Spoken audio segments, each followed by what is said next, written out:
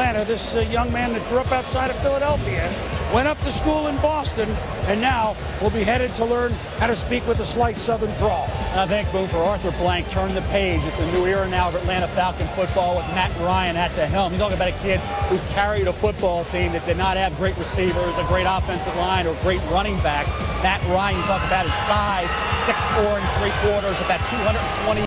With the 6th pick in the 2011 NFL Draft, the Atlanta Falcons select Julio Jones, wide receiver, Alabama. So Julio Jones coming to the stage. This breaks the hearts of some Rams fans that hope that he possibly could drop to them down all the way to 14. It also leaves Blaine Gabbert up for grabs for the 49ers, who are now on the clock, as we all create some headspace for those developments. Tell me about Julio Jones, Mike. Roddy White, Tony Gonzalez, Matt Ryan is ecstatic right now. What a trade they pulled off. Michael Turner, Julio Jones, Roddy White, Tony Gonzalez, Matt Ryan. That's not a bad nucleus to move forward. We're going to take a break. When we come back. With the first pick of the 5th round, number 137 overall, the Atlanta Falcons select Grady Jarrett, the defensive tackle from Clemson. Rise up, rise up! All right, there you have it, Grady Jarrett, as we discussed before, big favorite of Dabo Swinney, and he would argue, too, that guy causes the kind of confusion up front that allows some of the other playmakers on that defense to make hay. Grady Jarrett needs to play in a penetrating scheme, but when he does it, he is dynamic. He is short, but plays with great leverage, plays with great balance, and look at him chase from that nose position. He will not give a center a break at all. Now, physically, you can.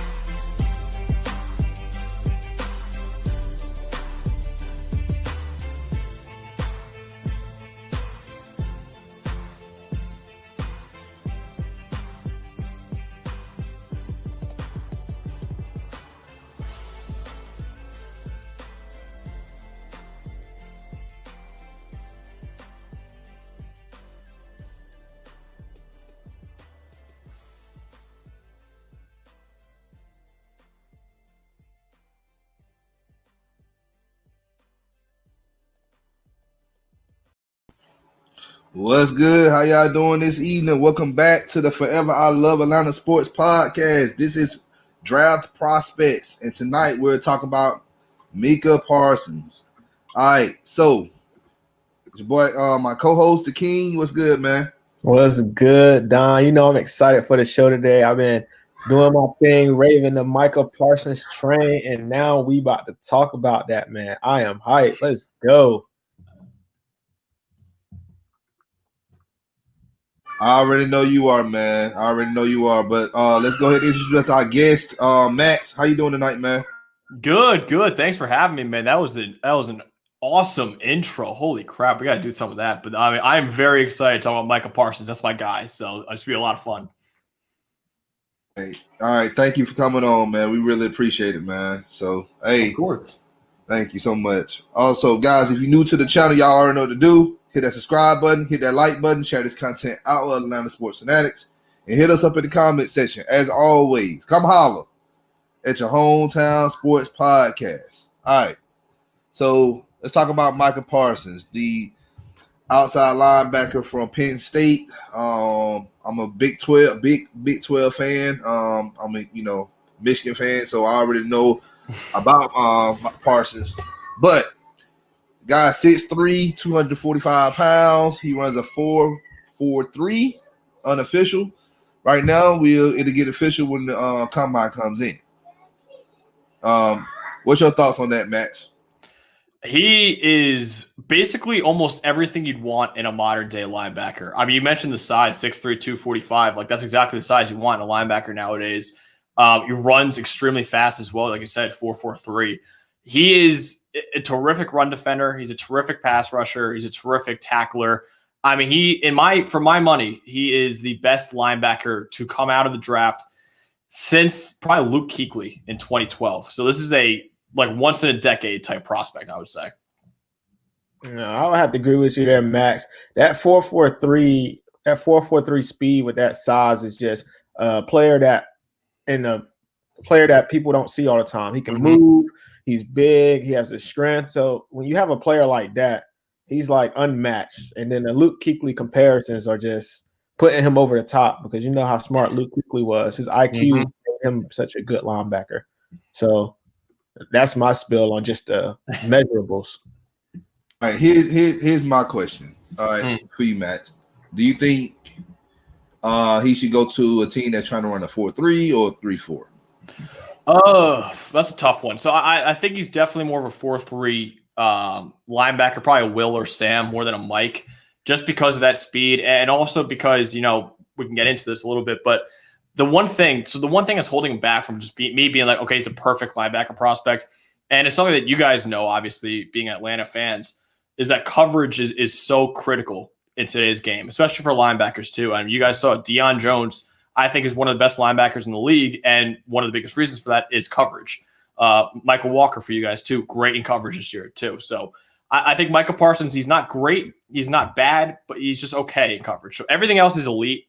Coverage is the one thing. So on passing downs, I'd rather have him rush the passer. I think he's a really good pass rusher. He's got, I think, 10 sacks in his couple years, but I would rather have him rush the passer than play in coverage. So that's the only thing that I would say is keeping him from being a true Mike linebacker is you want him to play in the outside as a Sam or Will in a 4.3 scheme. He could play 3.4 as a middle linebacker, but I'd probably rather have him in the Sam or Will spot in a 4.3. Okay.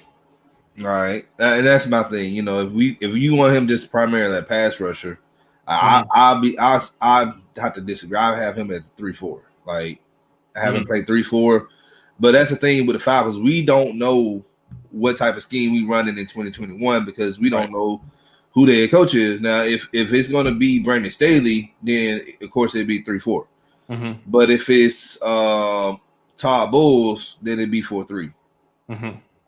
So let me ask you this, Max. When it comes to his coverage, because he has the speed, do you think it's more so of technique or is it just bad coverage? I don't even think it's bad. Like, it's something like we said this in our video too. It's kind of like, I'm not saying he's going to be bad in coverage the next level. I'm just saying I haven't really seen it yet. So it's not really a negative I would chart it up for him. I would say it's more of like a question mark for Micah Parsons. Like you said, the speed, the 4.43 speed, like that is going to translate. The instincts that you see, the Luke Kuechly type instincts, that's going to translate. So it's more, he's allowed a 88.7 passer rating when targeted in his career, only 5 career pass breakups, no picks in his career either. It's more of like, we haven't really seen it. Penn State ran him a lot on pass rushing, kind of like an edge, which he was recruited as coming out of high school. But I would say it's more of a question mark than a really, like, he's bad. Like, I think Dylan Moses, the Alabama linebacker, is bad in coverage. But Micah Parsons, like, I would say, like, we just don't know yet. And it's fine, which is fine because he's elite and everything else, like I said. But we just don't know if he's bad in coverage or good in coverage. But he's got the tools to be really good in coverage. So it's more of just a question mark right now for me. All right, I understand that. Muted, Don. My bad, Wallace. My bad. I got Bulls confused with Sally. Sally runs a 4.3. Yeah, my bad. I'm gonna get my coaches confused up tonight. All right, yeah. All right. So let's talk about his versatility a little bit. All right, what makes him a more versatility linebacker than like a guy like, let's say, Gregory Rousseau? If you compare him to Gregory Rousseau, because these two guys right now, before combine, before any shrine game, if they play a shrine game or the Senior Bowl, these two guys are like the best edge rushers that's coming out of the draft right now. Yeah, no, I would definitely say Micah's more of a true linebacker than an edge. But like I said, he was recruited as an edge. So if you want to play him there, like, honestly, like, he could play that. And he's a little undersized for an edge right now at 6'3", 245. But like I said, he's a really good pass rusher. He's had pretty good production as a pass rusher. So I wouldn't play him on the edge. I think he's a true linebacker. But I would say that the versatility is definitely something that you love in that kind of linebacker. One of my co-hosts compared him to like Jamal Adams with like a super mushroom from Mario. Is kind of like that kind of role that you want. You know, Jamal Adams, I don't think is great in coverage, but you have him in as a pass rusher, play him in the box. You know, he could guard, you know, he could go up against really, really good tackles and get pressures on the quarterback. And he's also, like I said before, he's one of the best run defending linebackers and tackling linebackers that I've seen come out of college in quite some time, honestly. So I really, really like Micah Parsons a lot. He's only missed 7% of his tackles in his career, only missed 11 tackles in his career. So this is a guy who's a sure tackler, outstanding run defender, outstanding pass rusher, and we just don't know about the coverage. The tools are great, but that's it. And that's the problem with the Falcons for the past while now, like stopping the run and getting to the quarterback. Yeah. It's just the front seven just been horrible. Yeah, you got Grady Jarrett, you got Deion Jones, and other people. Like right now, they sleeping on Foye Oluokun. Oluokun is good. Yeah, I like him too. So we need somebody. You know, we need an outside linebacker. And in my way, how I will fit my front seven, if we doing like a 3-4, you have Grady Jarrett on the outside, and then you have Marlon Davidson or John Kaminsky that battle that other defensive end spot out. You draft a nose tackle, a true nose tackle, because Tyler Davidson is underweight. He's undersized. You got Foye, and then you have Deion Jones, have them both be the mics, and then you get a guy like Micah Parsons or Gregory. You know, I'm just saying Rousseau as well, because we don't know if what the Falcons are going to do with our pick. We may trade back, and we may miss out on a guy like Parsons. So you just got to think about the possibilities. And then we still got Dante Fowler on the team. I don't know if we're going to keep him, or we can probably have an out for him after June 1st and save a little money. It won't hurt our dead cap that much. And you can keep a guy like Steven Means, who can also play that other outside linebacker role. So that to me, that's my visualization of how I'll have our front seven looking next year. Yeah, no, I mean that's not a bad outlook at all. I mean, Parsons at 4 will be high for me. And look, I'm a big Penn State guy, and obviously I love Micah Parsons, but it's tough for me to draft a linebacker that high in the top 4. I would say I would only consider him if I'm you guys if I trade back, which I think is an option for you guys for sure. Kwity Paye, the Michigan edge rusher, is probably my edge 1 right now over Rousseau. So if you trade back, that'll be another guy I would keep an eye on, because you guys, like you mentioned, you haven't had a really good edge rusher in God knows how long. So him, but honestly, like I know we're not really going to talk too much about it, but you guys might need a quarterback, man. I mean, I love Matty Ice. I still think he's a top 15 quarterback. Listen, he's a top 15 quarterback. I still think so. But man, this quarterback class is special with Justin Fields, Zach Wilson probably going to be available, maybe at pick 4. So who knows, man? I think Matty Ice is 36 years old right now, so may need a quarterback. You may need a quarterback is all I'm saying. That's a soft spot for Don. He's real. I know, Don. I watched your stuff, man. I know you're a big Matty Ice guy, but Come on. I love him too. I love him too. My co-hosts do not love him as much as me, but even I have to admit, man, Father Time is catching up. He's 36 years old. He's still a top 15 quarterback, but you have to think about the future. Look. I put out a tweet earlier today, okay? And I quote, give me a second. Let me pull it up. Yeah, it's a real soft spot for Don when it comes to quarterbacks. No, it ain't a soft spot. No, man, I'm a Steelers fan. It's hard moving on too for me with Ben Roethlisberger. So, but Ben Roethlisberger is older right now. Yeah, like, you got to think about that. Ben Ryan's still 36, man. You know, Ben Roethlisberger's like 38, 39, so it's not too much. Where's that doggone tweet? There you go. All right, this is what I said. I said, you know, you won a Matt Ryan argument when your opponent said, well, Matt Ryan is old. It's time to find his replacement. We need to plan for the future. Meanwhile, in the NFL playoffs, you got Drew Brees over 40, Tom Brady over 40, Aaron Rodgers pretty much 38? Yeah, like that. All right, Ben Roethlisberger, what 39, 40? Yeah. All right, and then you got Phillip Rivers, pretty much the same age as Ben Roethlisberger. Both of them were drafted at the same draft. Listen, but I mean, outside of Breeze and Brady, who I think are two of the greatest quarterbacks ever, I mean, Steelers got to replace Roethlisberger. I think the Colts got to think about replacing Rivers soon too. So, listen, I love him. I think Matt Ryan can still be the guy for another couple of years. But after that, man, this is a sick quarterback class. I would give a shot. Every year is a sick quarterback. Like it's every year. Not like this year. No, I don't. I get it. I get it. But look how they said 2012 was gonna look out. You got RG. You had RG3, Andrew Luck. What happened to both of those guys? Whoa. Andrew Luck. Don't. Luck was good. Luck was good. But did he stand the test of time though? He should have if he had if he had a line. If he had a line. All right. So let's make the same argument about Matt Ryan. He have a line most of the time, and then on top of that, he haven't had a run game, and he didn't have a defense. But coaching was trash.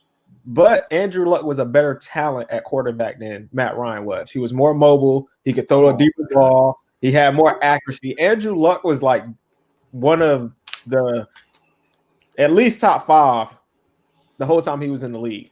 Yeah, listen, man, I love Matt Ryan. I think he's one of the criminally underrated. I think he's criminally underrated, but man, he's 36 years old. Like, he's not going to be lasting like Tom Brady or. Yes, he can, man. He hasn't been getting hurt like that. He hasn't really been getting injured. Man, but you got to think about the contingency plan after him, is what I'm saying. Like, the new coach, too. The new coach might want a new quarterback, you know? I get it, but guess what, though? Y'all talking about the Colts, all right? Y'all just brought up, look what happened in 2017, all right? And then they fired Chuck Pagano. All right, Chuck Pagano, he retired from the Bears, so good luck to his retirement. But 2018, they brought in a whole new GM and they brought a whole coach in. Did they draft a quarterback? No, they didn't. They got Quentin Nelson from Notre Dame. All right, they kept Luck. Luck had he was a comeback player of the year, I believe, that year. All right, now.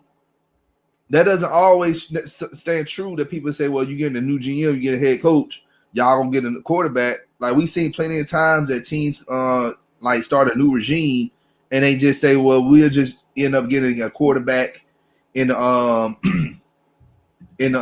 free agency, or we'll just stick to what we got versus picking on somebody that's a maybe. I get it, you know. And then I used 2012 for example, the draft class. Look at 2016. Look at Marcus Mariota and Jameis Winston. No, it's true. It's not an exact science.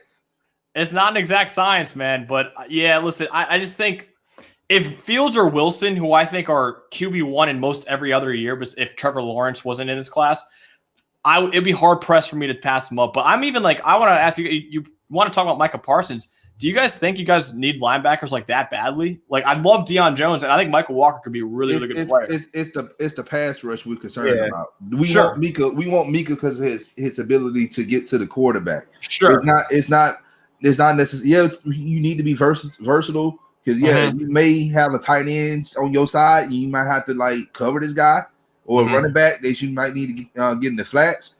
But we need that, you know. Dante Fowler just so you want to play Mike on the edge, then, is what you're saying? Yes. Play linebacker. Okay. Yes, but if in a 3-4, now I'm not finna have this man lined up as a DN. He's too small. Sure. That's what I'm saying. Okay, good. All right. That makes sense. I'm more so on the edge of best player available because we have so many holes on defense that we need to fill. So it's like best player available for me. Okay. Best player available. I mean, Penei Sewell might be there at 4-2, man. Yeah, that's the person I want. That's the person I want. Caleb McGarry isn't that good. I love Jake Matthews, but Caleb McGarry is probably not. He's not the best. So I would consider Sewell there too, man. Yeah, but I think McGarry. I'm gonna give y'all I'm gonna be honest with you. McGarry can be better. So is Lindstrom. Lindstrom is nowhere near where he needs to be at. Neither one of those guys. The coaching has failed this team. The coaching and our linebackers, our line coach, he's not good. He's not good at all. Right. Like when Shanahan left for San Francisco, he took all the offensive assistants. He left him here for a reason. Right. Because the man's not that good. I try to tell people that, but nobody want to listen to me. So, but I want Sewell. I want him playing left tackle. you move Jake Matthews to that left guard spot, and you good. Now, if we miss out on Sewell, then hey, I'll take the left guard from Bama if he's available in the second round. Yeah, Leatherwood. Yeah, he's pretty good.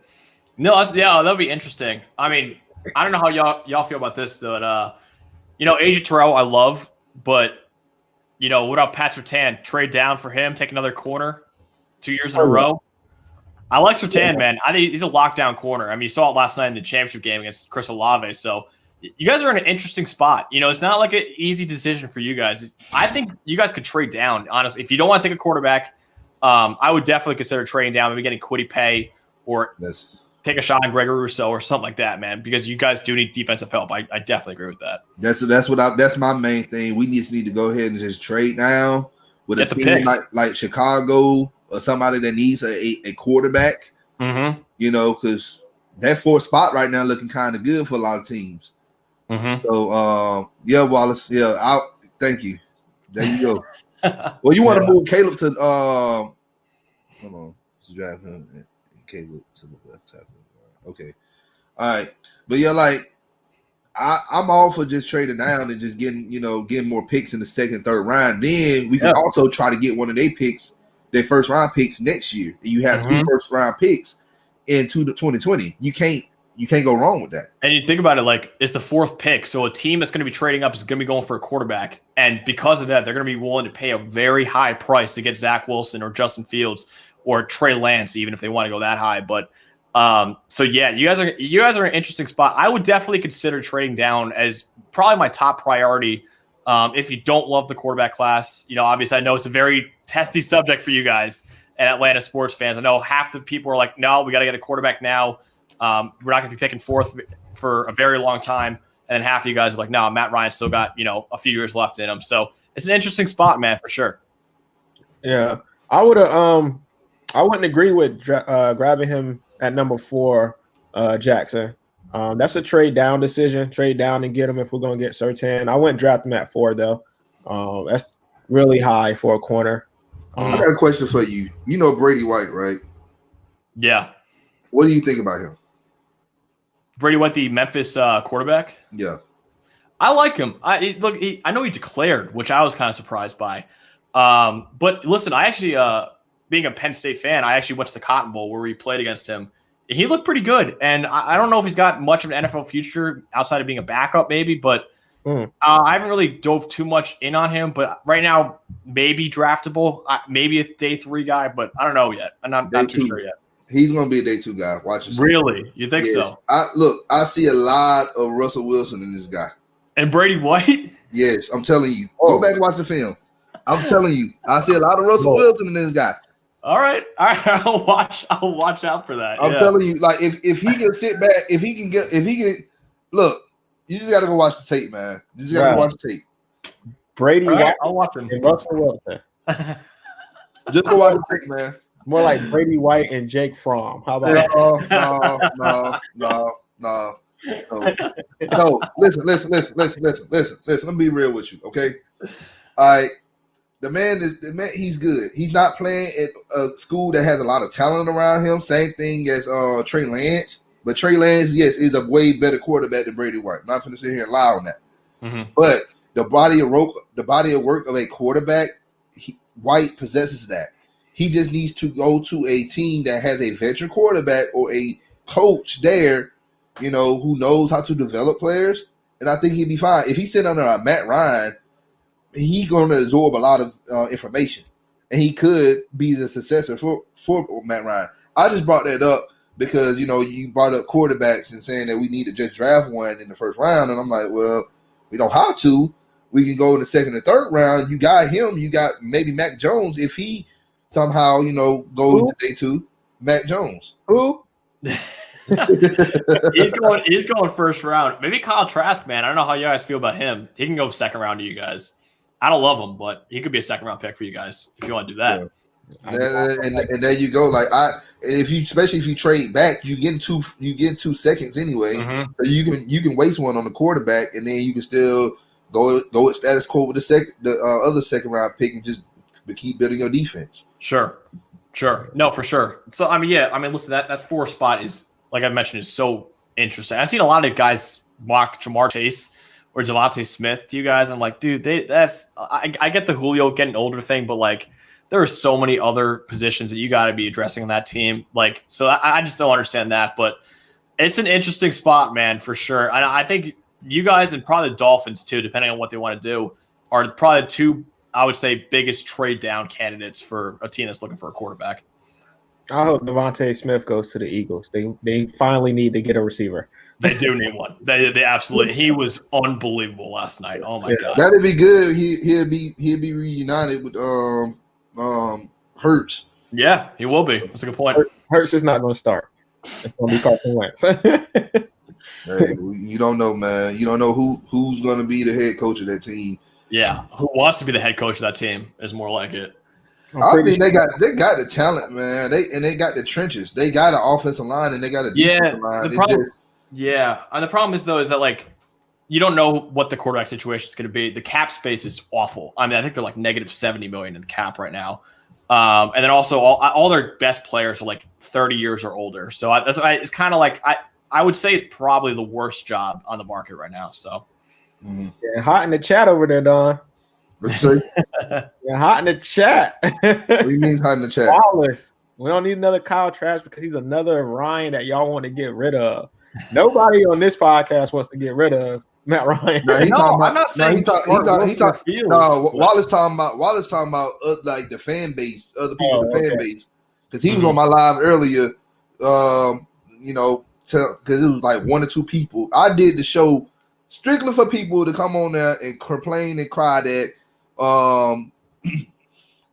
that Fields lost and Fields underperformed and no one showed up. And I'm saying this is y'all time to sit up here and give me y'all excuses, and no one showed up. But hey, yeah. So let's talk about the hazing allegations of Micah Parsons. What can you speak on that? Yeah, that's a very interesting story going on. I know that happened a little bit ago. So apparently one of the Penn State teammates, Humphreys, who was a safety who actually transferred out, he said it was a hazing incident with Micah Parsons and some other players on the team. Obviously, there's not a lot to get into. It's a very fluid story, and it's a story that's kind of tough to talk about right now because nobody really knows anything.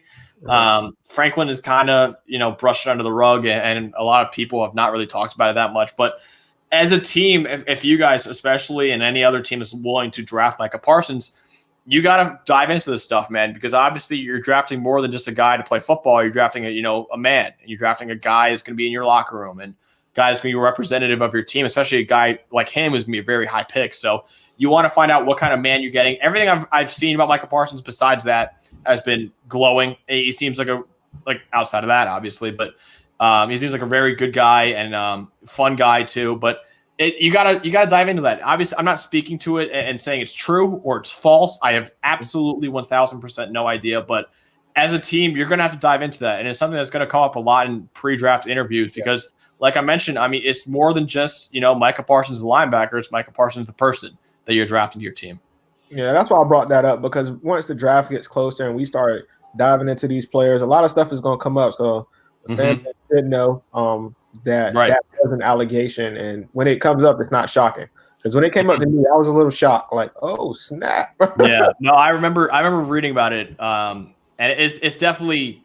It was a little shocking too, but I'm not saying that, oh man, this guy's character concerns, because one, I don't even know if this is true or not.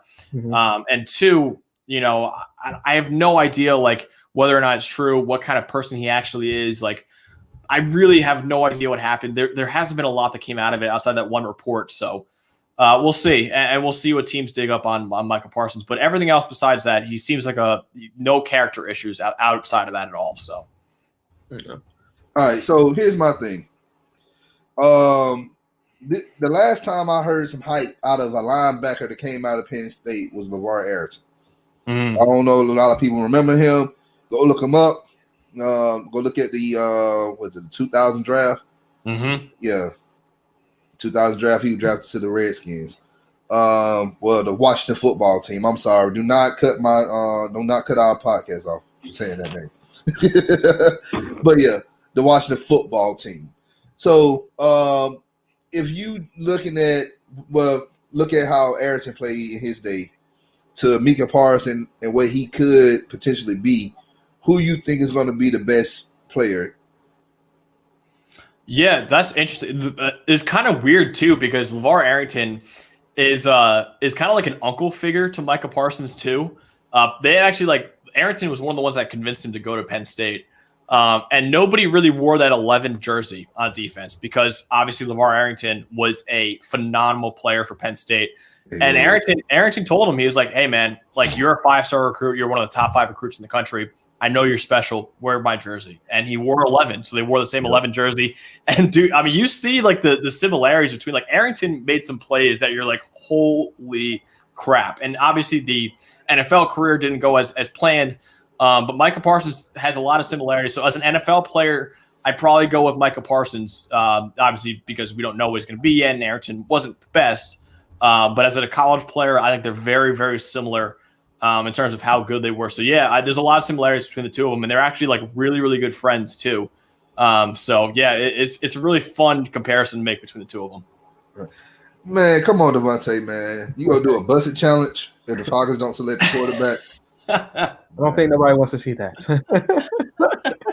Let's talk a little bit about Micah Parsons and his career at Penn State. Mm-hmm. Freshman year, he only started one game, but he still had 82 tackles, 4 tackles for loss, and half a sack and 2 forced fumbles.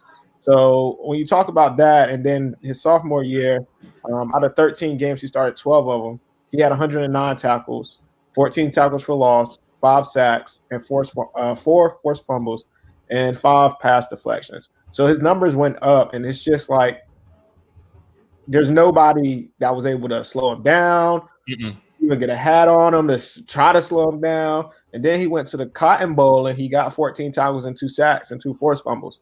So it's like you knew he was coming. He still came, and he still did what he wanted. So when you have players like that, it's just outstanding to see them develop and grow. And to say he could only be better, and this is not the rest, man. What do you think about that? Yeah, absolutely. So, as a guy who's been watching Penn State football my entire life, I always say LeVar Arrington was before my days. So the 2 best players that I've ever seen play at Penn State were Saquon Barkley and Micah Parsons. And Micah Parsons is, like you mentioned, I mean, that freshman year, so he was this recruit that like you were like, okay, something's different. Because as a junior in high school, he won Pennsylvania State Offensive Player of the Year as a running back. And then as a senior in high school, he won Pennsylvania State Defensive Player of the Year as basically do it all. So you're like, okay, this kid is something. And he comes to Penn State, didn't start really that freshman year. But like you said, but he came off the bench a lot in a reserve linebacker type role. And you could tell he was like, okay, there's something here. That sophomore year, he exploded. And yeah, you mentioned that Cotton Bowl. I mean, that was one of the best games I've ever seen a defensive player play in person. I mean, he was making plays all over the field. So he's, like I mentioned before, he's a special linebacker. He's got literally almost everything you'd want in a modern linebacker in terms of size, speed, athleticism, run defending, tackling, pass rushing. The only thing that I said that we don't know, it's not a weakness, we just don't know, is coverage. But outside of that, he is an elite linebacker prospect. Yeah, I would agree with you on that. And then you spoke about him in high school. Don't forget, he actually has some return yards in there too. So this man can literally do everything you need to do on the football field. It's probably except block, but he'll be shedding more blocks than he'll be needing to make, hopefully. Absolutely. So he opted out of the 2020 season. Do you think if he'd have played this 2020 season that those numbers would have been a lot better or around the same from his sophomore year? Man, that sophomore year was pretty hard to top. But the way, I mean, he improved from freshman to sophomore year, so obviously you'd probably just assume that he's going to improve too. It's hard to improve because I thought he was excellent and the best linebacker in the country last year. Obviously I was depressed when he opted out of the season. I was like, oh boy, we can't see one last year of Micah, but he probably made the right decision for him and his family. He's got a son too he's got to take care of. So obviously, there's not much for him to do to improve his stock because we're still talking. Look, the season's over and we're still talking about him as a top 10 pick. So it's not like this guy opted out and he's like, okay, he's opted out. We don't know what he's doing in 2020. Screw it, second round pick, whatever. No, this guy was so good in 2019 that you're like, I don't care what the heck he does in 2020. He's a top 10 pick. And that's what he is right now too. So the opting out, I wouldn't say it hurt him at all. He's one of the rare guys that it doesn't hurt him, like Penei Sewell, another guy who opted out, not going to hurt him. Jamar Chase, another guy who opted out, maybe hurt him a little bit because of how dominant Devontae Smith has been this year, and Jamar Chase couldn't really do it. But yeah, Micah Parsons he had nothing to lose or nothing to gain really by playing another year. So I would say the opting out definitely, is something that you got to look at and say, okay, this guy hasn't played football for 2 years, but at the same time, you saw what he was in 2019. There's no reason to say he's not going to be like that in the NFL. So, yeah, I would definitely say that he's going to be a fantastic player in the NFL. Okay. Fantastic player in the NFL. Yeah, man. Fantastic. Mm-hmm. He's going to be special, man. He's going to be special. I don't know if he could play the edge as well as you want him to. I probably look to Kwity Paye or something like that. But if you want another linebacker there, I would definitely say he's the guy. I think Micah Parsons is such a beast that no matter what team he goes to, I'm going to get his jersey. Yeah. Unless so will I. he goes to the Saints.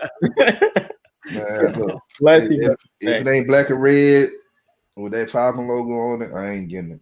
With those ugly uniforms too. I'm sorry to do it to you guys. I don't know how you feel about those uniforms. Hey man, look. If you're not a fan of the team, you can't judge the jersey. That's fair. Whoa. Those ugly orange jerseys put something on y'all this weekend, didn't they? Yeah. No. Yeah, they did. Well, hold on, you a Steelers fan? I am. Yeah, I am.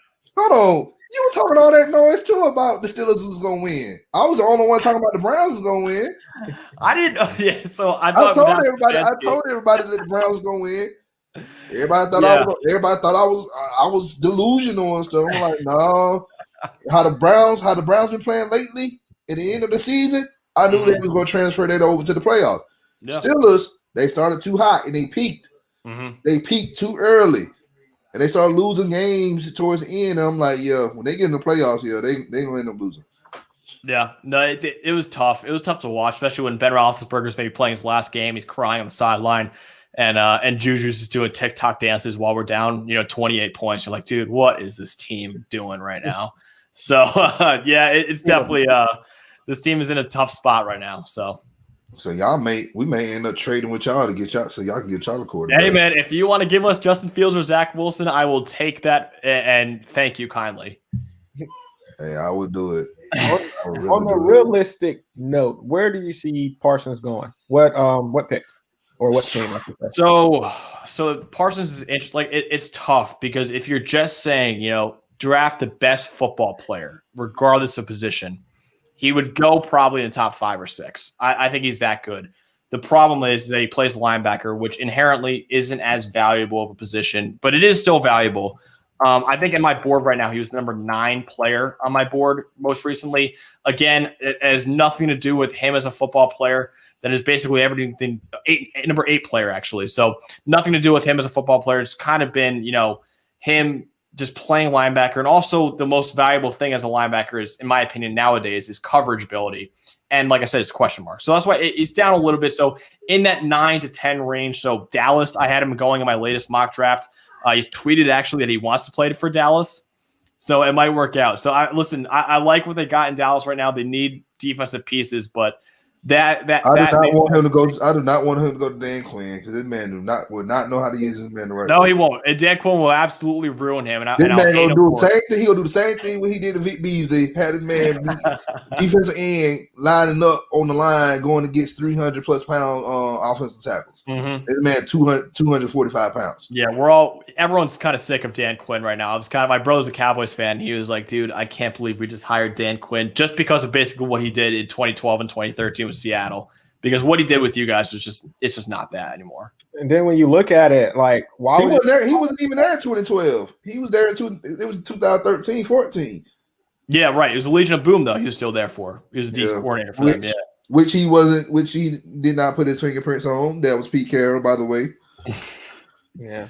Yeah. And then when you look at players like that, and you look at coaches like that, exactly what he did to us. Like, he let them come back, and you went and got this guy. Like, why? I He know. showed you right then and there he can't play defense. Mm-hmm. And you went and got him.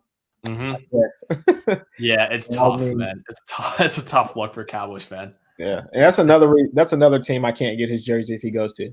Yeah. So, yeah, that'll be tough for me too. That'd be tough for me to buy Micah Parsons' Cowboy jersey. Yeah, I can't do that. Sorry, I'll have to wait till they release him and he goes to somebody else. By that time, I don't even think he want to play football no more. You like Vic Beasley, huh?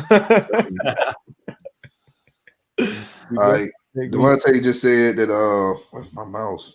All right, he said I don't see how he's not there. But I wouldn't mind selecting him. A lot of people think he's the best overall player in this class. Yeah, that's a take. I don't know. It's tough.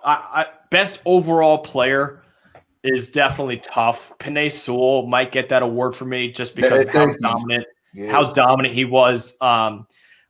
It's tough. It's really tough to. But the problem with the NFL, and you guys know because you're at Atlanta Sports Podcast, so the NBA draft is kind of different, where you're just kind of like, who's the best player? Like, that's the guy that I want, NFL is kind of like, okay, who's the best player? And also, what position does he play? Because obviously quarterback is most important. Corner, wide receiver, they're also very important. Offensive tackle. And it's kind of like, you're not going to take, Najee Harris, Travis Etienne. You're not going to take them in the top 10, even if you're going to say, okay, they're top 10 overall talents, but I'm not going to touch them in the top 10. You know what I'm saying? So it's tough. The NFL is a different draft where it's kind of like you got to weigh the positional value in addition with how good they are as football players. So that's kind of why, like I said, that's why Parsons falls to number 8 for me, because even though I think he's the best linebacker in a decade, I still wouldn't take him in the top 5 or at number 4. Well, here's the thing, and you got to look at the teams that are picking in the top 10. Some of those teams need offense. Mm-hmm. You got, I don't have my board up right now, but at least the first 5 teams, they're looking for offense except for us. Mm-hmm. Like, we could get, offense, but I saw they got us mocking Kyle Pitts from Florida, and I'm like, why? I kind of understand it. Yeah, I kind of understand it, because Hayden Hurst, I think after he only had one more year on his contract after next year, that could be something to think about, but I wouldn't draft no. Kyle Pitts is a great tight end. I'm not even gonna lie to you. Like, he could be, he's gonna probably, if he can come in and stay healthy and actually, put his heart into it, he could be a future Hall of Fame tight end. Yeah. So.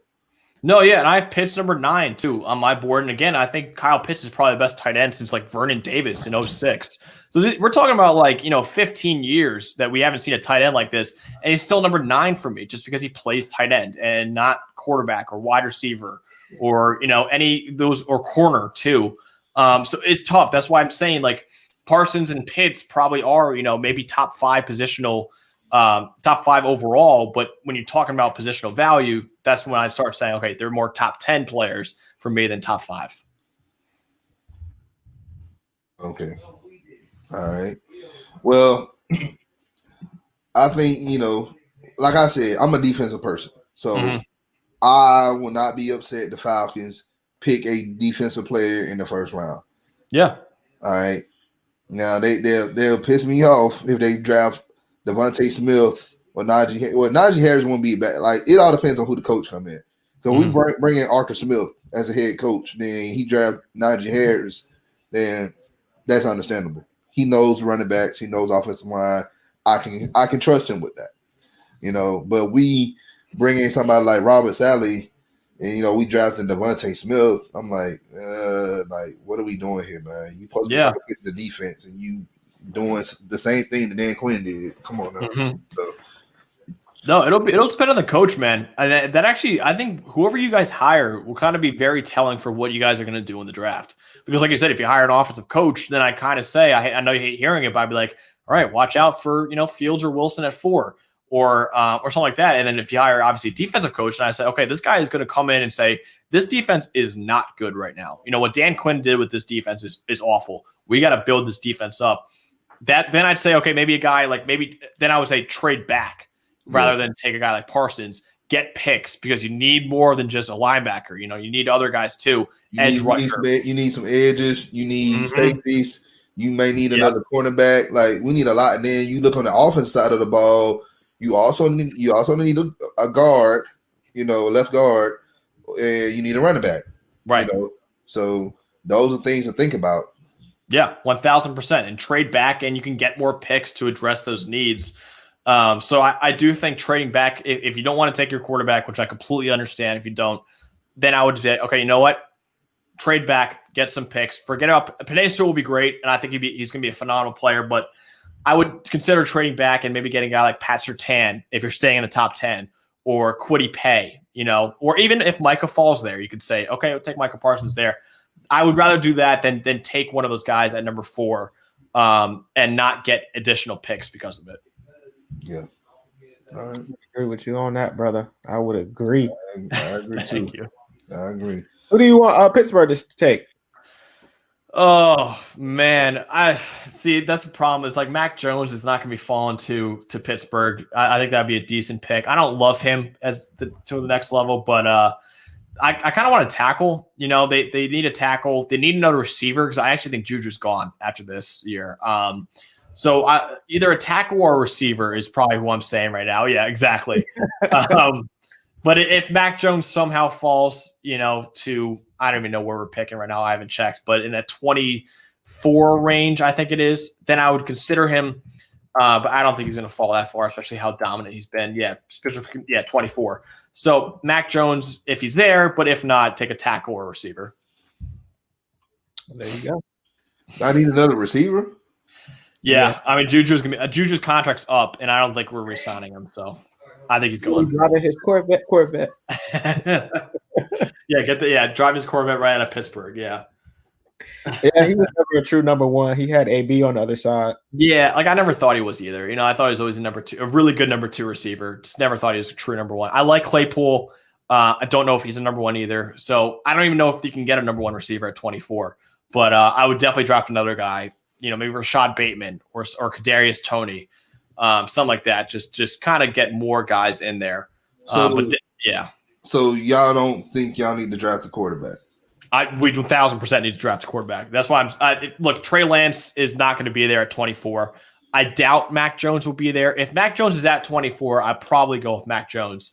But other than that, I'm not taking another guy, man. I don't like Kyle Trask enough to take him at 24. I don't like any of the other quarterbacks like Jamie Newman enough to take him at 24. So I would definitely just consider taking a tackle or receiver there. Or you could trade down too. Trading down is always not a bad option. So. Yep, you're right about that. All right, well, I guess that's everything. But hey, appreciate you coming on, man. Once again, let everybody know who you are, where they can find you. Absolutely. So I'm one of the hosts on Boom or Bust the Draft Show. You can follow us at Boom or Bust Draft on Twitter or Instagram. And also look us up on YouTube, Spotify, anywhere you get your podcast, Boom or Bust the Draft Show. Talk about the NFL draft and what every team's going to do and all these top players in it. And what Atlanta is going to do at pick number 4, because that's going to be one of the most important picks in this draft. That's going to shape how the rest of the draft goes, I think. So I'm very excited to see what you guys do. But yeah, check us out. All right, thank you again for coming on. After we go live, after we end this live, stay on, man, and we're gonna talk a little bit more about some other stuff. Sure. But, everybody who joined live, appreciate y'all joining us live tonight. If you're watching this at a later time, please share your thoughts in the comment section on Micah Parsons. Do you think we should pick him at 4? Do you think we should trade down? Or you think, oh man, we need to get rid of Matt Ryan, we ain't going to draft just Fields? If you think that, go on and put it in the comment box. I know a lot of y'all pretty much try to let me up in the comment section after I did my show today. It's cool. I always clap back. So, but hey, if you're new to the channel, y'all already know what to do. Hit that subscribe button, hit that like button, share this content out with Atlanta Sports Fanatics, and hit us up in the comment section. As always, come holler at your hometown sports podcast. And always remember to love yourself. All right. And then tomorrow we will be covering tomorrow and Thursday, we will be covering the NFC and AFC divisional round games. So you can catch the NFC divisional round games on King's Realm, Yeah. and you'll catch the AFC divisional round games on the Don's Favor. So stay tuned for those. So on that note, y'all have a great night. Y'all stay safe, and we'll see y'all tomorrow. Peace.